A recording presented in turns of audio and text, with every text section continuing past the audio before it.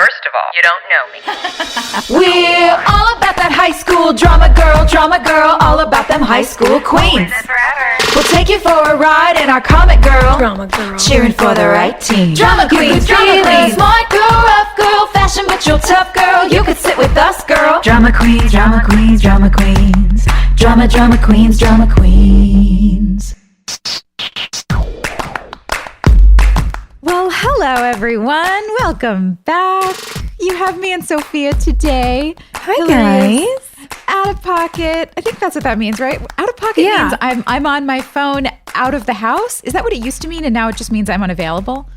Yeah, like you're out of pocket. It became, I think, the sort of colloquialism for like out of range or out of office, right? But it didn't used to be like, I'll be on my cell phone out of my pocket. My phone is in my pocket, so I won't be in the office. I'll be out. But now it's something different, so I always get a little confused. But anyway. Well, yeah, because now it's like you're actually unreachable, but no one's unreachable because we carry computers in our pockets, which is deeply stressful for all of us. Yes. Yeah. Let's talk about that. Okay. Well, thanks everybody for joining us. Soph, what do we have? What do we have today? Well, let me tell you, Joy. Today we have season 6, episode 10, Even Fairy Tale Characters Would Be Jealous. This originally aired November 10th, 2008. Would you like me to tell you what the episode is about? Would you please tell me what the episode is about, darling? Yes, darling. I can read the synopsis for you. On the day of Peyton's USO concert, Haley battles stage fright and Nathan is visited by an old friend, which makes him question a decision that could change his career. Brooke gets a call that threatens her relationship with Sam. Millicent confronts Marvin about his relationship with Gigi. Lucas tries to pull out of working with Julian after learning the news of Peyton and Julian's past.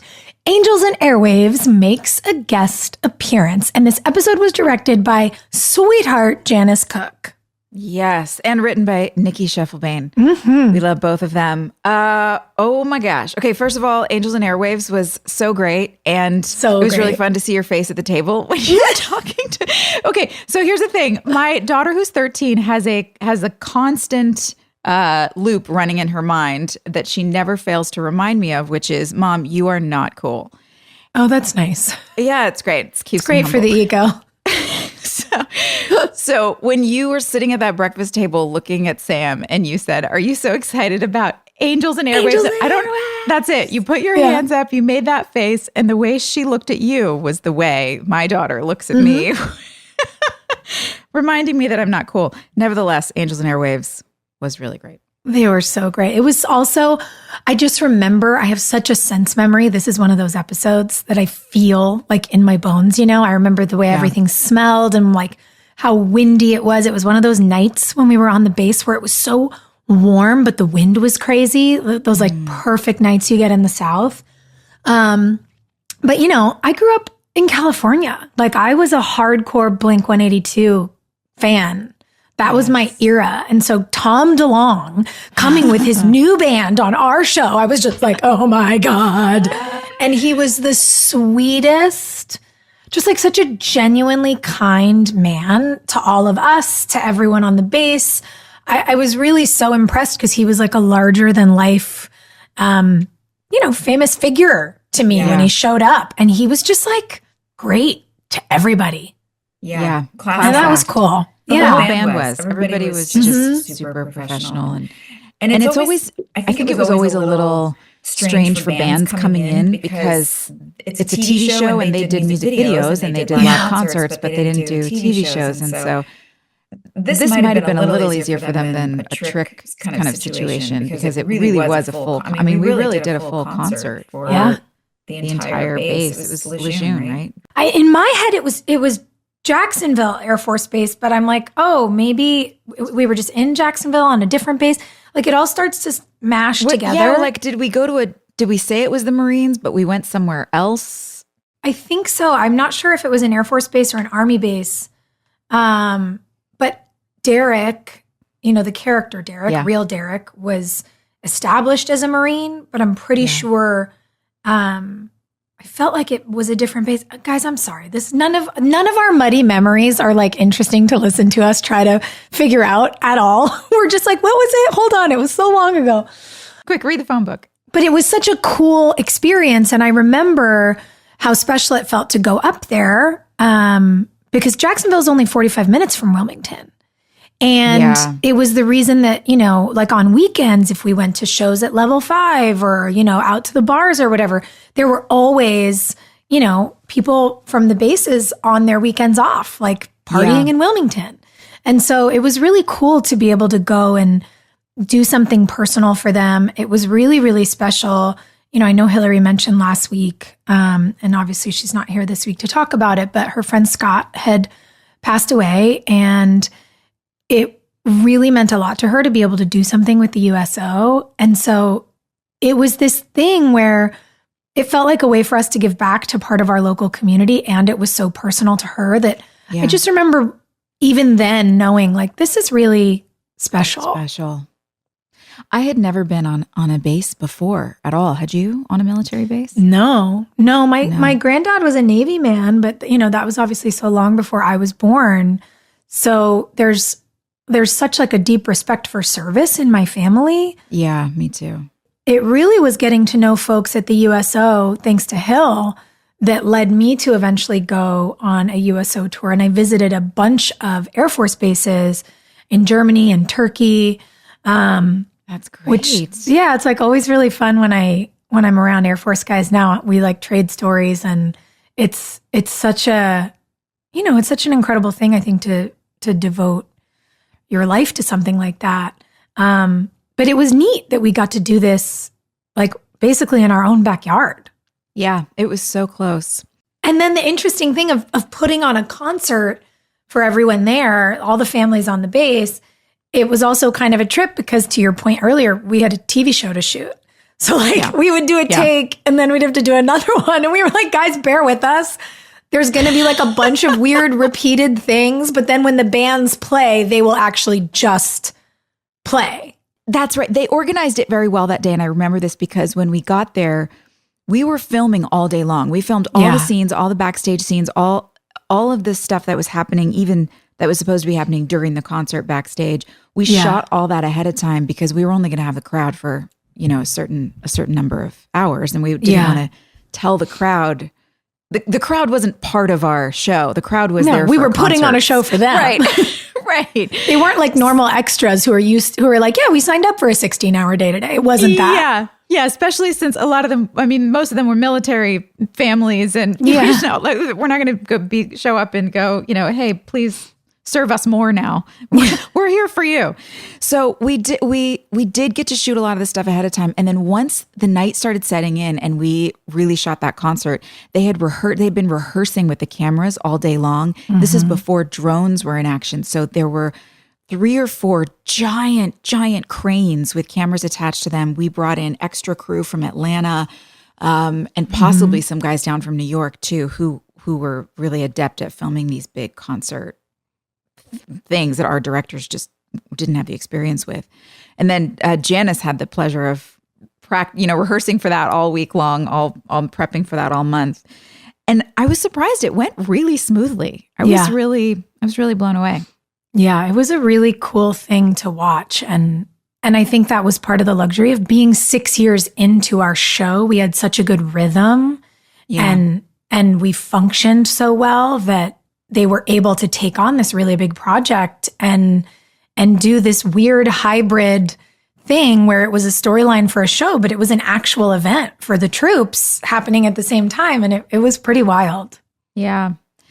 It was nerve-wracking. And also watching this was kind of cringy for me because it was anytime I'm performing live is always a little cringy for me to watch back. Wait, why? I just don't, I just judge. I'm too hard on myself. I'm too hard on myself in life anyway. So then to also have to watch my performances I know there's some artists who really enjoy it. Like they learn so much because they can glean what went wrong and what didn't.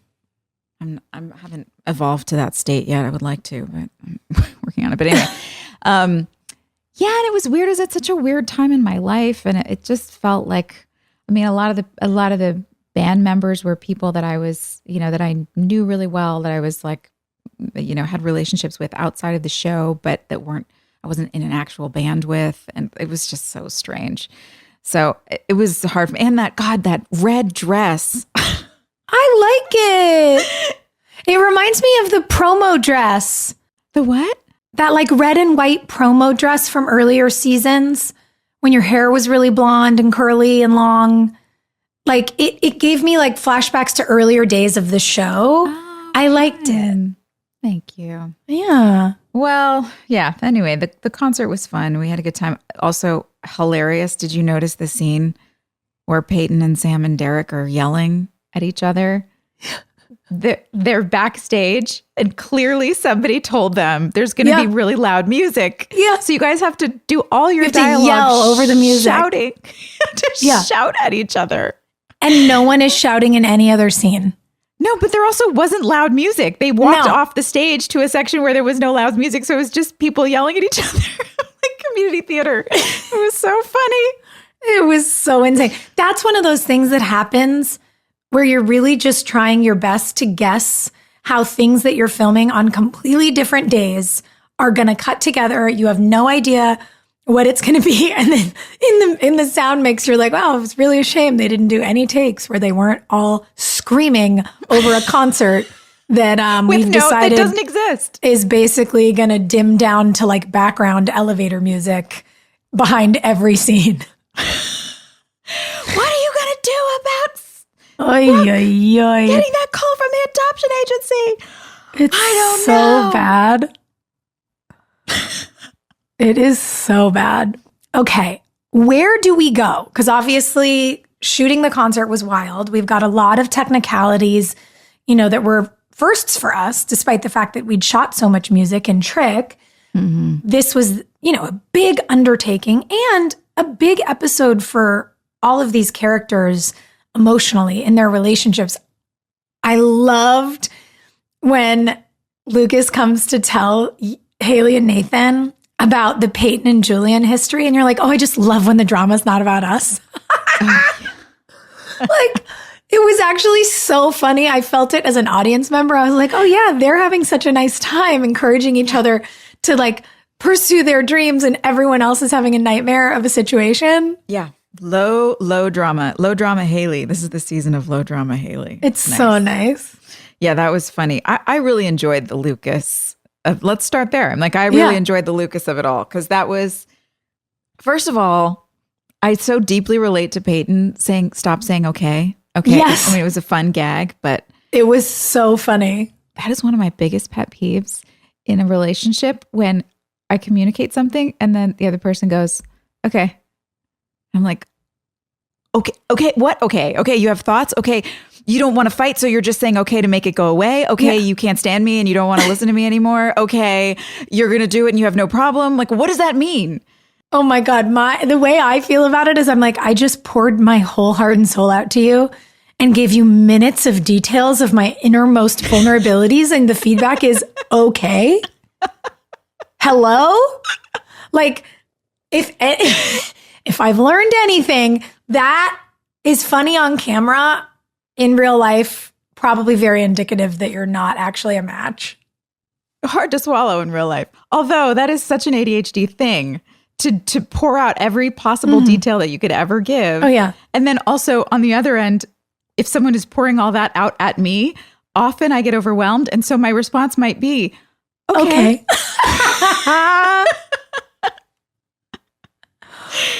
But anyway, it was a fun gag. Yeah. And I liked Lucas punching him at the door and then saying, okay, it was good. Nice follow through. I really liked the turn as well, that he was just so even keel with Peyton that it freaked her out.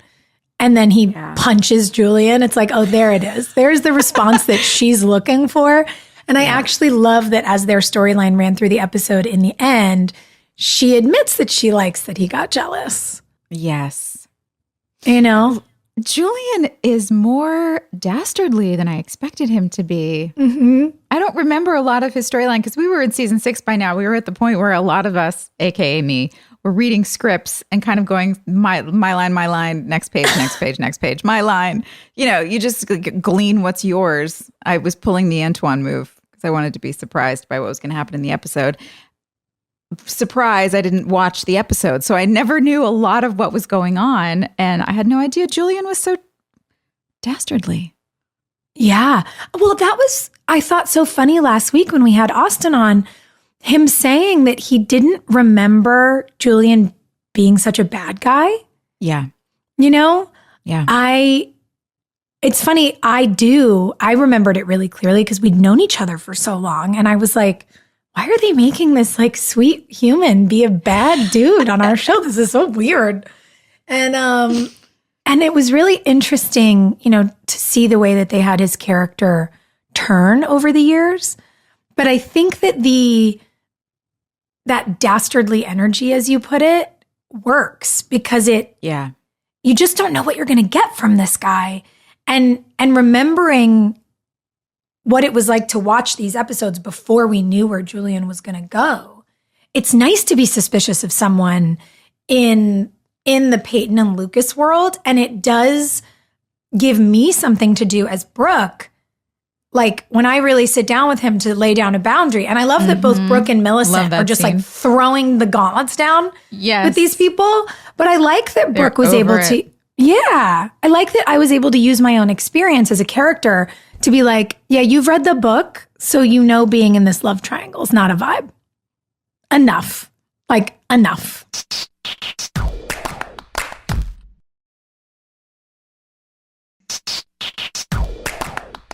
Brooke was really handling this episode. She was putting out fires left and right, giving advice at every turn, every corner with Lucas. Explaining to him why he was being irrational. Oh, I mean, what a thing for him to be so jealous. And it's like, bro, you almost married someone else.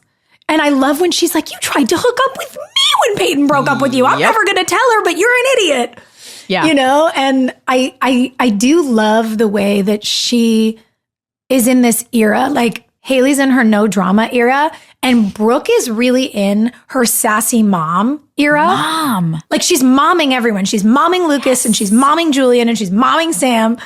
And it's just like, I love that energy for her of being like, you all are being ridiculous. Even with Millicent. Oh, I was crying at that scene. We're only 18 minutes into this podcast. I can't even. Okay. This just the drama of it. And she's like, but wait, so she was in your bed. He was on the couch. Sophia, I rewound it 3 times. You did? It was so funny. And at one point I was like, should I type this out so we can just read these lines to each other in this podcast? Because oh my God, we should have. It's so brilliant that she comes in. I'm sorry, guys. We're bouncing all over the place, but this is really funny. Millie comes into the apartment and she's like, there was a girl in my bed. And Brooke says, are you coming out? Are you coming out? Like, I'm so happy. Okay, great. And Millie's like, no. You know, something about Gigi and Marvin had a sleepover and then my response is, oh, you guys had a 3-way? Like, how amazing. Oh, and then no, it was just the two of them. It was just her. Okay, so she was with Mouth? No, Mouth was on the couch. So what's the problem? So he was a good guy. I mean, I don't know why she was there, but clearly he was being like a good dude. Yeah. And then to learn, the thing that made me do a spit take was when it hits, you know, when what Millicent is saying to Brooke, like, hits me, and we go into like, wait a second, you're saying you're a virgin. Wait a second, okay, but there's you guys have like other relations. Other things. And she goes, the J's, H or B. No. And just every single thing to come out of Lisa, she was so stone cold. No. Nuh-uh. Not that. No. Nope. I was sobbing. Yeah. Like, I want to go back and just do more of these scenes. Hilarious. For the giggle. Yeah, we needed a lot more of that. I hope we get more of that to come. Yeah. But it was super satisfying. And even your face, the way that you were processing it. Okay, it's like finding a unicorn, finding a virgin who's living with her boyfriend and sleeping in the same bed, and you're not having sex. What? But the look on your face was so fascinating. You were so fascinated. Yeah. Well, and something that I remember being really important, and Lisa and I had so much fun building the comedy between Brooke and Millicent in our scenes. And it felt really important to us, particularly because a lot of the women on the show got poked about sex in weird ways with what we had to do with our characters. It felt really important to have it be funny and not shameful. Yeah, no, there was no judgment at all. Yeah, to not have her be embarrassed and to not have me judge her, to have it be genuine fascination of like, I don't know anyone in this position. Yeah, Brooke's on the opposite end of the spectrum. She's been so just free, free with what she wanted to do with herself, with her body, with her partners since she was in high school. So to encounter a grown woman who is not doing those things, she actually was doing what she wanted with her body and her partners, but in a different way. It was just so opposite. It was really fun. I loved it. I really, really loved it. Oh, I'm still crying from it. I have just, okay. There was something about the sort of revolving door in this episode at Brooke's house. And then in the way that she had to sort of do the same thing and run around in a circle backstage at the concert. Like everyone was just spinning through the advice chair with her. And I loved it. I wish you would have just sat down with a little poster next to you. Free advice. Yeah. Come sit. Yeah, Brooke is she's momming everyone, and she's had to mom herself for so long. It feels like a really good, and I don't know if this is actually well thought out or if it just happened this way, probably because you were shepherding her character so well, but to see Brooke go through that arc of starting out as just a reckless teenager and then going through all the process of trying to reunite and connect with her mother and then realizing that was never going to happen. And now she's going to have to mother herself. And now she's figured out how to do that and she's ready to mother other people. I mean, it's a really brilliant slow burn arc. Yeah. Yeah. And it is interesting because it leaned into something that I very naturally do. Like I am often the person who my friends come to for the advice, for the thing. I am very solutions oriented. I like to help. Yeah. Like acts of service are my big love language. And it's funny to watch that get put into this character that I loved playing so much with so much comedy. I just really enjoy it. And even to go from, her figuring all of this stuff out with Millicent to then Lucas coming to her to be like, and finding out like, you knew about Julian? And she's like, I was the practice dummy, Like, please, I'm so far ahead of all you. Like, we're not doing this. And I love that while she sort of sasses him to like get him back on track and make him realize that this double standard is utterly ridiculous. Yeah. That she also like in her sassy way gives him some really good advice and hopefully a way to feel less threatened with that whole story about what it means to rebound and to say like, you always fall in love with your rebound, but it isn't real. Your brain's playing a trick on you. Yeah. How does he not know that though? I was like, ooh, that feels like something we should talk about on the podcast. Yes. Falling in love with the rebound. It really is such a cliche, but it's true. But aren't cliches because they're so universally true? Of course they are. And that's why there's nothing wrong with them because it's just a pattern of human behavior. It means you're not alone. Yeah. It means you're normal. It means you're just trying to figure out life like everybody else. And we all make mistakes and there's no way to not make a mistake. There's just no way. But it makes me giggle thinking back, on all of our last 2 decades. I'm like, wow, we've really all looked at each other and been like, no, but it's not a rebound. I'm so happy. And you're like, okay. I'll be here either way. Man, I know. I think back on my first relationship after my divorce and the just the things that I said to people, how sure I was, how, the manifesto that was written about how this is just like the real thing forever and ever. And oh my gosh, now looking back, it's like cliche after cliche and you can see all the glaring problems and you can also see all the lovely patient people around me who are just like, we love you. Okay. Okay, exactly. Okay. I also think though, it's like, come on, we had such a wild time, not dissimilarly to our characters. We got catapulted into very grown-up life, very young. Yeah. The normal sort of early 20s, like growing pains and stumbling things that all of our friends got to do, we had to sort of leapfrog over. Yeah. And I think in a lot of ways, I know we've talked about this, but I think in a lot of ways, we all sort of went through the normal early 20s stuff in our early 30s. 100%. Like once we finally got out of our set, because we were sort of in Groundhog's Day. And it's not lost on me that I'm like, oh man, well, of course you were so there at that age, because like in a way you were also like mentally 25. Yes. And no shade to 25-year-olds. You're wonderful. We were fun then too. But you know, you learn a lot. And now, like from this vantage point, us being in our 40s, I look back and I'm just like, oh man, you know what I respect about us? We really, when we say something, we commit. 100%. Yep. All the Committed. way. Just go for it.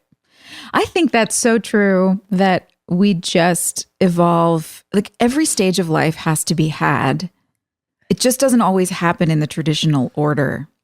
I definitely lived out my 20s and my 30s. And I definitely have even found, and maybe this is something that happens to a lot of women in their 40s, but I found that I'm going back to my elementary, middle schoolish years and sort of hashing out some of those things and rehaving moments. You know, you're raised with ideas about who you are, and we receive messages from whoever, parents, siblings, friends, the environment, and we just take it in. We don't necessarily tell anybody that we've decided this is information that is true about us, and then we just carry it. And we carry that for the next 20, 30 years until suddenly we go, wait a second, why do I believe this about myself? Wait a second, why do I believe this about other people? And you have to go back and start unpacking all those things. And it's funny to go back and go through a stage that wasn't had properly because of whatever circumstances were in life. And I think we just do that. We're constantly cycling through all the phases, but not necessarily in order. Yeah. Well, I think it's also why you hear so many people talk about how free they feel when they turn 40, because you start to realize what you're carrying that you didn't decide to pick up. Yeah. Like the biggest shift for me in the last year is to realize I've been walking around with my arms full of stuff people have handed to me and said, this is who you are, and this is what you should be doing, and this is what you owe people, and this is what, and it's like, okay. Yeah, I got it. I can handle all of this. Yeah. And then you look around one day and you go, but what do I want to carry? Yeah. What do I want to do? How do I want to serve? What do I want to choose instead of accepting what's chosen for me? What do I want to choose for myself? Yeah. Why am I holding all this stuff? It's not mine. Yeah. It's like, it's a wild and beautiful part of evolving. And all of the women in my life are like, oh yeah, you're hitting that moment. And like all my friends in their 50s are like, ooh, this is when it gets good. And then they have all this advice about the next 10 years. And I'm like, I don't know. I love it. I love it. There is a not giving a shit in a really good way that feels freeing. It's not calloused or hard. I think that's what actually feels freeing about it, is the freedom to, we've talked about lovingly detached frequently, but the feeling of like, I don't have to close my heart off, which is kind of what I always thought I had to do in 20s and 30s. Like if I'm going to, I don't know, set a boundary or set something down, like not hold something. I used to just, the only way I knew how to do it was to just put up a wall. And now it's like, I feel like I've got the freedom to be able to still have a soft heart and not have a wall, but also be okay with not holding the thing that's not mine. I mean, I'm not perfect at it, but I'm learning. And I think that's a thing in your 40s that, whew, thank God. I think a softening is part of growing up, for sure. And I think it's also, it's part of why I appreciate some of what feels like ridiculous and funny on our show, because these characters are so young. So very often they're really like serious about things. And like Brooke especially is, she's so intense. Like, in the way that Austin was talking about watching some of these scenes and being like, what was I doing? Why did I seem like such a creep as Julian, I'm watching myself in this episode and I'm loving so much of it. I love the dialogue. I love the energy. And then I'm telling Sam she's going to be safe with me and I'm never going to kick her out of the house. And I was like, what was I doing? Why was I communicating with her? Like, it was so serious. I was like, that is not how I would have said that now. None of those words would I have chosen to do in that way as the actor I am today. What would you have done differently? I don't know. I think at like 25, I was like, I don't know how to talk to a teenager about how they get to live with me. Like, what does that mean? And, you know, I was so like, no. And I don't know. I was like grimacing at her, maybe because it felt so serious. But I was like, oh man, I would be like, come with me to a quiet spot and like look at me and tell me what you're afraid of. And let me tell you, I'm here. Like it would just be so different. And I was like, oh man, look at me as a little kid trying to pretend like I knew what grownups did.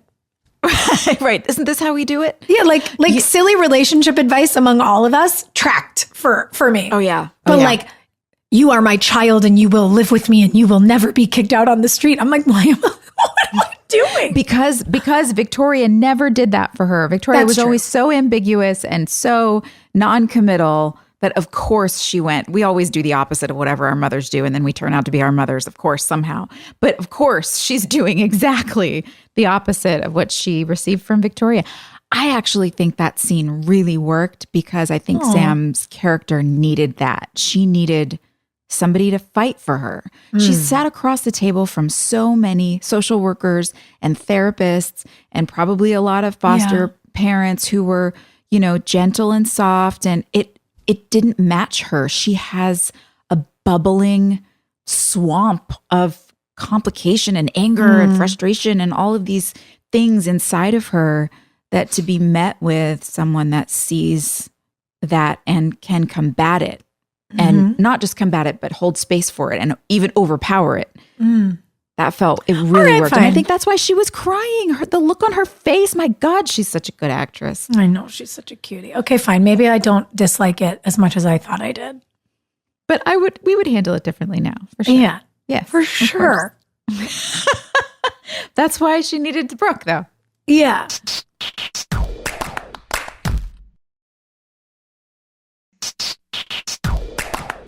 It's interesting to me that in the way that Brooke is being so firm with so many people, I love, you know, especially like she's really firm with Sam lovingly, and then she lays down the law with Lucas and lays down the law with Julian and like is really doing all these things. I loved seeing Millie mirror that because Millie and Brooke have been there for each other so much in this, you know, business evolution of our show and Close Over Bros being what it is. And to see her go and then lay down the law with Gigi, I was like, yes, Millie, go. Yes. I loved it. That was a really interesting storyline, I have to say. I was looking forward to them coming back to see what was going to happen. Man, the Gigi thing it bothers me a lot. Me too. As I said before, it doesn't read like a young woman in charge of her sexuality and who knows who she is and knows what she wants. It reads trauma to me. And what it is a grown man writing his fantasies for how women would approach him.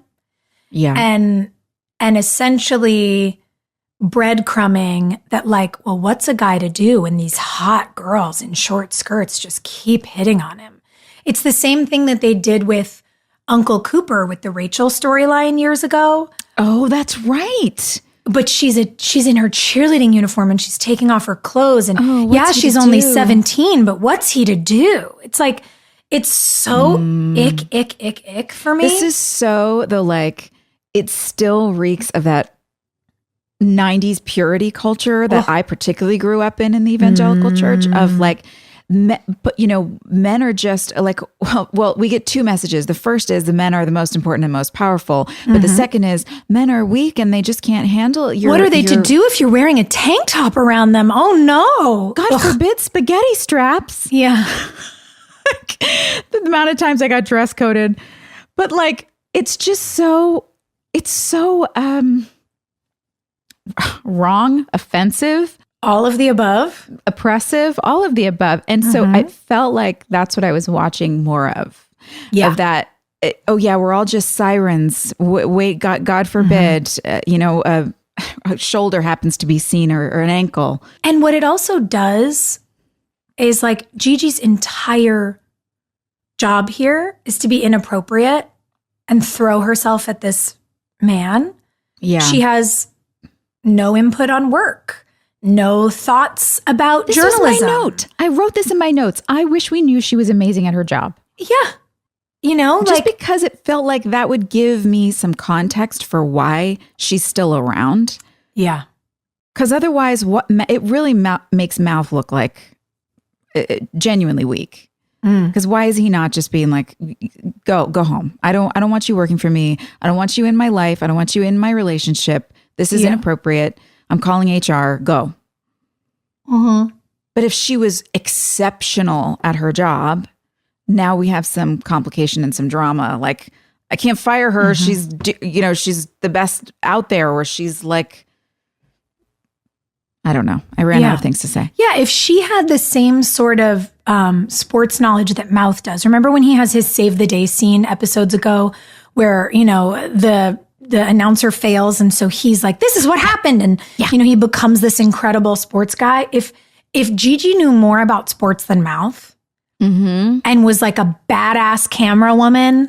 Yes. And together it's like, let's pull the footage from the, 1999 state championship and you would love their working dynamic. And then if she said something inappropriate to him or whatever, it would slide in between their greater relationship and their work. And it would actually be human and interesting.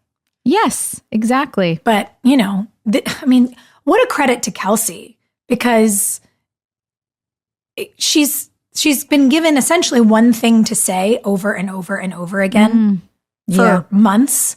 And she is so bubbly and dynamic and funny that she's still so enjoyable to watch.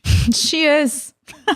Like, I hate this character now. Yeah, I hate what they made her do, but I love watching her and I love her presence. And it was so nice to see her have a more human moment at the end of the episode and apologize and say, I don't want to get in the middle of your relationship. I'll try to be better.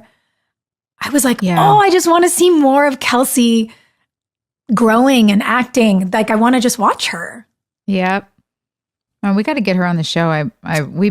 Guys, we have talked with her a little bit back and forth. She's always flying off to this and that. Well, she's so busy shooting. I know she's so busy, but we're going to get her on because I do have a lot of questions for her about, she was so young when she joined the show. And then even coming on a few years later was still, was she probably 19 or 20 there in today's episode? Yeah. If that. Yeah. Yeah. I wonder what her thoughts were on that and her parents, and if she had these discussions with her parents, or did she just like show up and say all these lines and wake up in boys' beds and be like, okay, Mom. Be like, sure. She was just so sweet and bubbly. And who else we had back was Quentin in this episode. I was so happy to see Robbie. Yeah. Also, I really appreciate the way he and James played those scenes because they could have felt so weird. And the way when Quentin pops up in front of Nathan, James does the startle thing. Yeah. And they put just enough humor in it that it made it work instead of having it be the weirdest thing that could happen. Yes. Like they didn't take themselves too seriously to just the perfect like little dial up of humor. Yeah. I wasn't quite sure where they landed with with their conversation though. Were you? Because it seemed like he was saying, no, it's good. I don't need to play slam ball. I'm good. I like my family. And Quentin was like, yeah, no, but you have more to offer them if you're following your dream. And then Nathan says, hey, to Haley, let's always follow our dreams. Yeah. But maybe he's still staying home. I don't know. I was confused. It felt to me like Quentin was pushing him to be his biggest self, as you said. Yeah. I thought it was really sweet that with Derek, you spoke about your family being so central. Yeah. And then with Quentin, Nathan spoke about his family being so central. Yeah. But when he says, then you owe it to them to be the best version of yourself.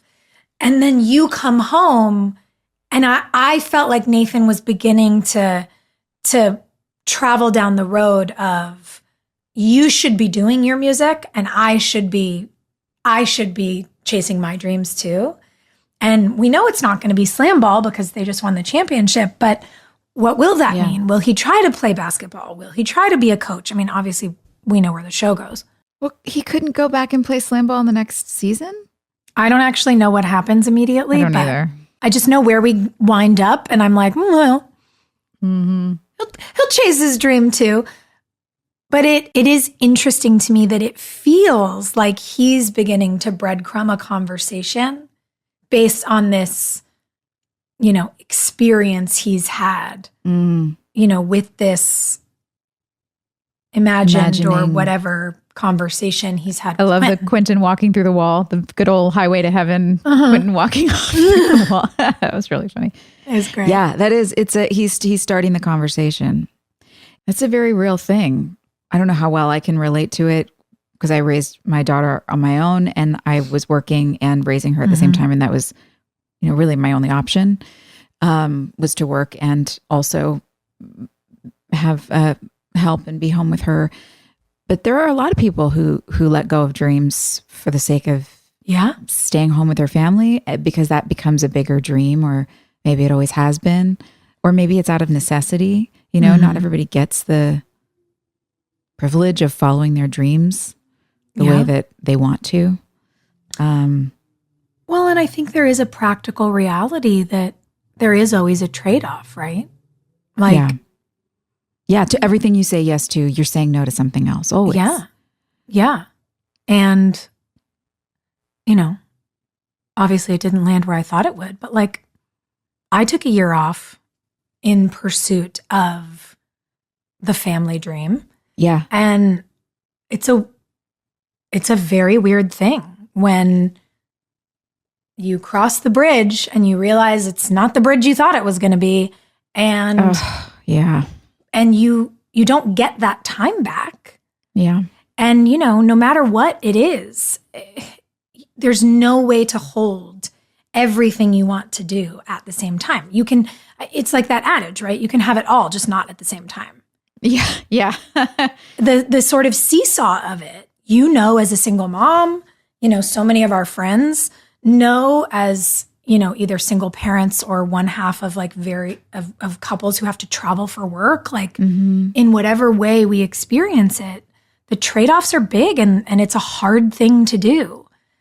And so it is very interesting to watch both Haley and Nathan in this drama-free time in their relationship ponder their joy, but also what more they might want for themselves. Yeah.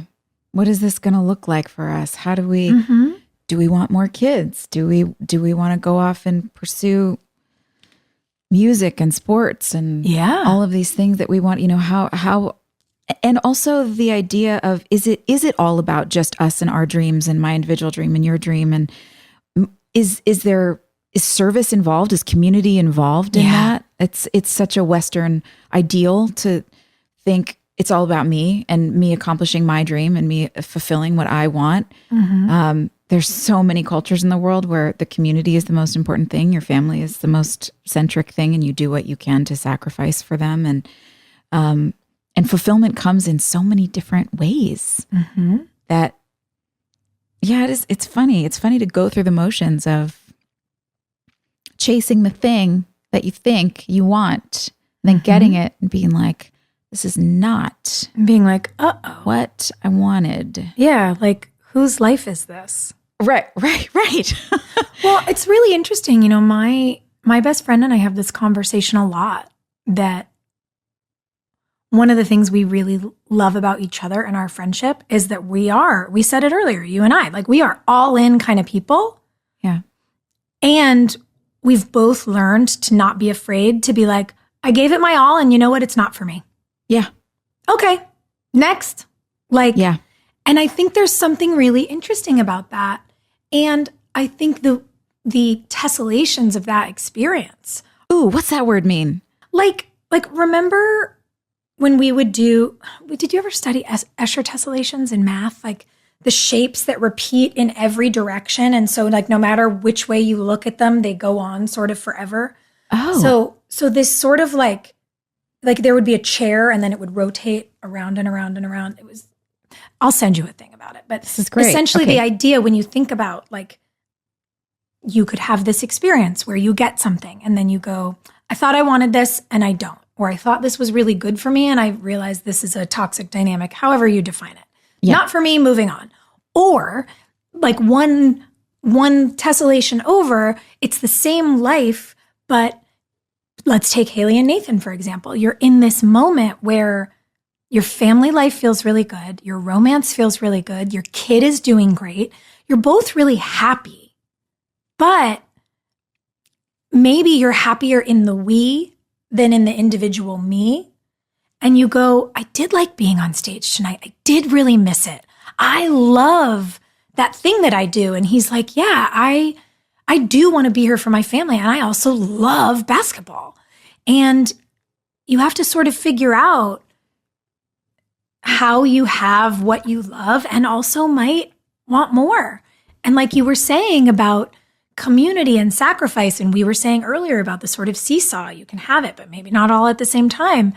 How do you start to figure out what side goes up and what side goes down and how you can achieve your goals, but also be in your family or, whatever. And I like getting to see you guys do that. Yeah. Because more often than not on our show, we just have these characters with these illogically phenomenal, successful lives. Yes. And I just like seeing a family trying to figure out like what they want. Yeah. It feels nice. It does. Nice and normal and no drama. Yeah. It's good. That's what my notes, a glimpse of two people fighting for each other and themselves. Yeah. We're just on the same page. We're going to figure it out. Just stay with me. Well, and what I like too is that idea, this nugget of don't give up on your dreams. If you're lucky enough to be alive and to have a chance, don't you throw it away. And I like that you see that breadcrumbing with Nathan and Haley. And then it cuts to Peyton and she does the same thing for Lucas. And she's like, you cannot give up on this movie because you don't like this guy. No way. You have to go after your dream. Like you're lucky enough to be getting it. It's going to come true. You have to be a part of it. And I like that. Yes. I'm excited. I liked this episode because it felt like a good bridge. There was, aside from just enjoying watching and seeing Kate Vogel back, Mia, by the way, Mia and Sam, I loved that dynamic. That was so great. I don't know if we get more of that, but I hope we do. I'm just so bummed that the term boomer, like in the way we use it now, wasn't in the lexicon then, because I would have given anything for Mia to be like, yeah, I mean, Brooke and Peyton and Haley are cool, but like they're boomers. Call me. That would have been great. It would have been so great. I was a little like, she said that. I know. But then I was like, no, she's right. She's right. Sam needs a young, cool girl to hang out with. Yeah. Good influence. But as much as it was, we got to the fun of seeing Mia and then Angels and Airwaves. And I loved that. But amidst all of it, just starting to piece together the things that are leading to whatever's coming next. I thought Nikki did a really nice job of weaving all that together in an interesting way. There was never a moment that I was bored, which sometimes these episodes can, for me, if it's a bridge episode that's setting up new things, it can start to feel a little expositional and boring. And I didn't feel that way. I didn't either. I really thought they did a good job. I had a note that earlier in the episode, in an early scene with you and James, when Nathan's encouraging you and you're talking about, the having had the nightmare, he brings you back to that, remember the first time you sang for me in the cafe? Yeah. And it is exposition, but it was so well done. It really just felt like a great story in a romance. Yeah. And I literally was like, the cafe story is exposition done right. Yeah, exactly. It felt Hey, so everybody, good. remember this? Yeah. Remember? But yeah, it was just a lovely throwback. Nikki did such a great job making this all feel real. Yeah.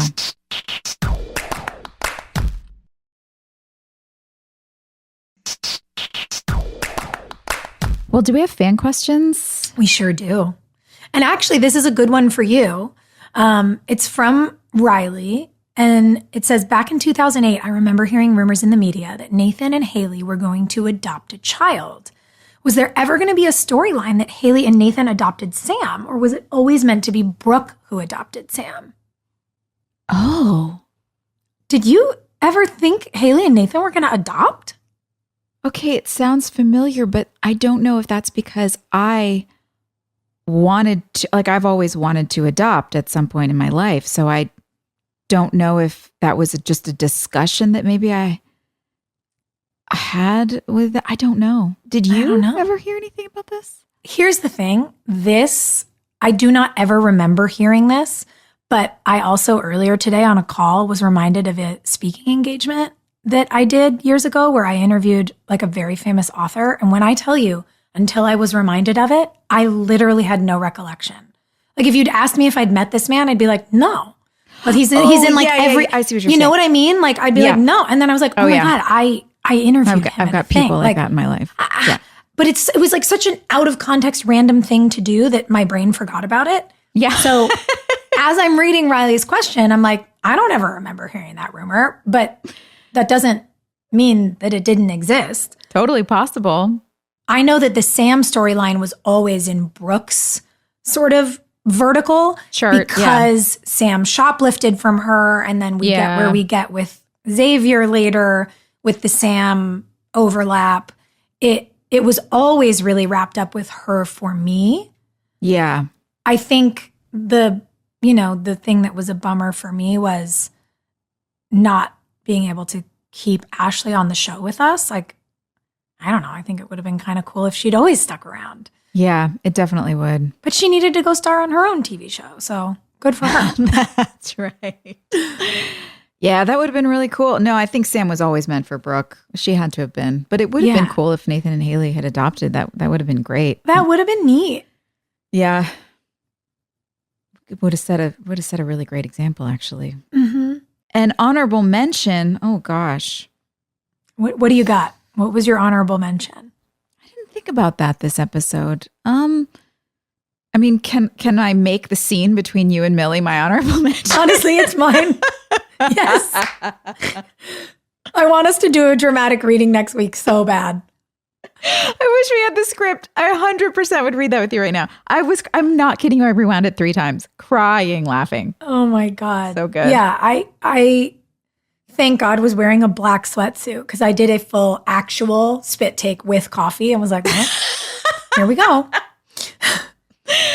Cut to Sophia on her hands and knees cleaning coffee off the carpet in the hotel room. The fascination on my face and the absolute blank on Lisa's, I'll never forget it. I'll never forget it. Let's I spin a absolutely wheel. loved it. Yeah, let's see what our most likely to is this week. Is it going to be most likely to move in with their boyfriend and never sleep with them? Oh, speaking of Sam. Most likely to get arrested for shoplifting. I mean, well, yeah, on the show, it would absolutely be Sam. Brooke just didn't call the cops. That's right. That's right. Mm-hmm. Oh my God. Wait, Joy, we got arrested for shoplifting in the early... for stealing back all the Clothes Over Bros clothes. That's right. Like there's a famous photo of you and me and Hilarie in jail on the show for that. Oh, that's right. That was funny. I forgot. Only time I've ever worn an orange jumpsuit. Yeah, I don't know who in real life. I don't know.